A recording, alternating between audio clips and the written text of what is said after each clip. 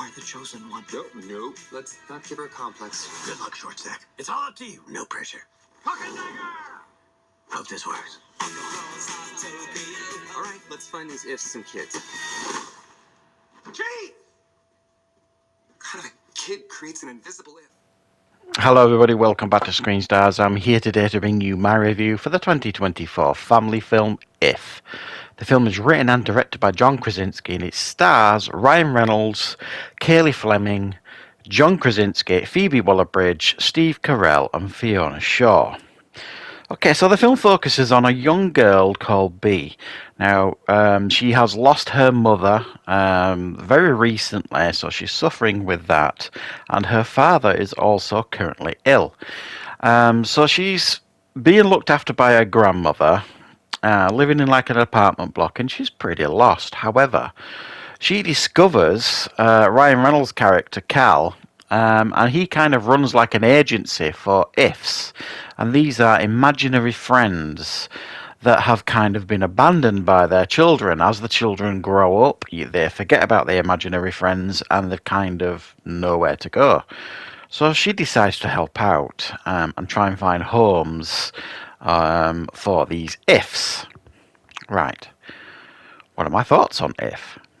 Well, I mean, this is really an utterly charming, like, family film. There is not really an awful lot of criticism going to come from me about a film like this. I guarantee you, if you take your family to watch this film, you're very likely to come out of the cinema very, very happy with what you watched. There's an awful lot of charm. It's funny here and there. The animations for the ifs are very imaginative and wonderfully done.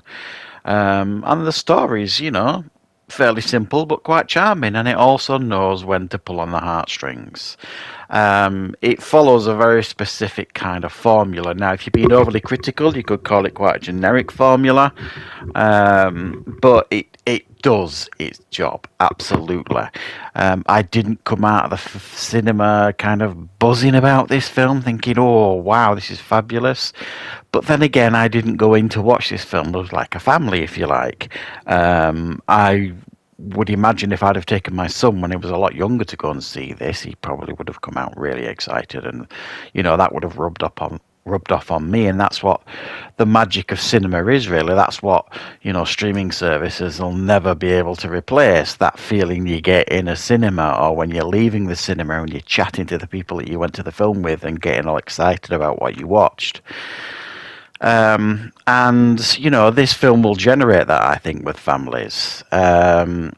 So it's a nicely made, well done film, and it's a smart move to put Ryan Reynolds front and center in a film like this, because he's, you know, he's made for movies like this. You know, you've got that real on-screen charisma that he generates, and thankfully here we don't get that, you know, sarcastic, over-the-top Ryan Reynolds that kind of is getting a little bit tired now these days. He's definitely been reeled in a little bit here, and that was appropriate for the film. Don't get me wrong, still it is Ryan Reynolds very clearly, and he's got some, you know, fun moments and funny one-liners going on. But for me, I think the real star of this film is actually Kaylee Fleming, that plays Bee, the young girl. Almost a star-making performance by her, I would say. And you know, it's not often these days when you see a movie of this kind of quality with a child actor in it. Child actors these days are bloody good, aren't they? There's not often I've seen a film of this kind of budget or high production values where the child actors, you come away and you go, they weren't very good. Even when they're annoying in movies, they're still pretty good at what they're doing. And this young actress here, Kaylee Fleming, does a really very good job of kind of carrying this movie.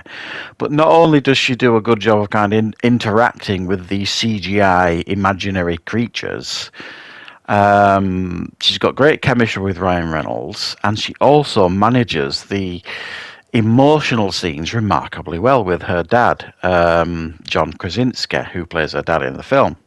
Now, John Krasinski obviously wrote and directed this. He's obviously turning out to be quite a talented director, and he said he wrote this for his children. He wanted, to do a film for his children.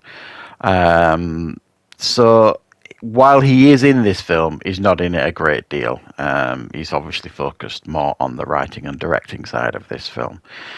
And it's really fun as well when you're watching this film to kind of listen in and try and figure out who the voices are for all the ifs in the film, because some of them have only got a sentence, and I'm not going to spoil it here. I mean, a lot of the trailers and the posters have got their names on it, the famous people that appear in this film, their voices at least. And for me, it was really one of the nicest surprises for me was Lou Gossett Jr. to hear his voice in this film. Because obviously he's just passed away recently, and I'm a big fan of Lou Gossett Jr., the Oscar winner. He did some of my favourite films in the 80s and early 90s sort of thing. He's an excellent actor, and it was very, very nice to see what I presume is, or hear what is his last performance here. So, I mean, there's a lot of charm to this film. If you're going to go into this film hoping you're going to get anything deep or, memorable or any of that kind of stuff, no, you're not going to come out, and it's not going to grow you as a person or anything like that. It's simply been made to kind of entertain, and to see the whole idea of these imaginary friends and this world that they inhabit, and trying to see them reconnect with their child as grown-ups and that kind of stuff. It's got a lot of charm to it. And I did enjoy checking out, all these different ifs and the really imaginative designs for all of the ifs that we get here in the film. I thought they were really, really nicely done.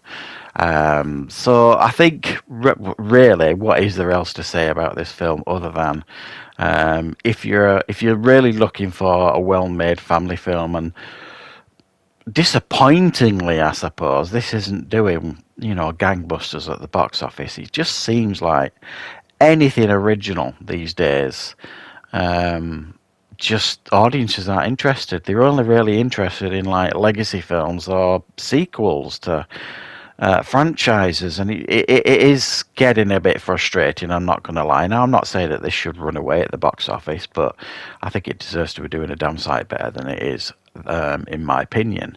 It's a solid family film with good effects, good animation, lots of imagination gone into it, and one that will definitely satisfy the family overall if you're taking anybody to see this over the school holidays, certainly.